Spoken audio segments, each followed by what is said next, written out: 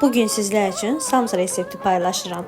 400 ml otaq temperaturunda olan südün üzərinə 250 qram şirniyyat üçün olan yağı əridib əlavə edirəm. 1 çay qaşığı duz və aparana kimi un əlavə edib qarışdırıram. Xəmir yoğururam və qeyd edim ki, alınan xəmir hamar xəmiri alınmalıdır. İçlik üçün toyuq filesi, soğan, kartofu kubik doğrayıb duz üstə Xəmiri dinləməyə qoyduqdan sonra 5 hissəyə bölürəm və hər hissəni ayrı-ayrılıqda nazik şəkildə yayıram. Ekranda gördüyünüz kimi xəmirə oxlov vasitəsilə şəkil verirəm. Daha sonra içlikdən əlavə edirəm. Xəmiri birləşdirib hər sıranı bıçaq vasitəsilə kəsirəm. Ardından isə forma verirəm. Üzəri üçün süd və yumurta sarısından istifadə edirəm. Listə düzüb çörək otu əlavə edirəm.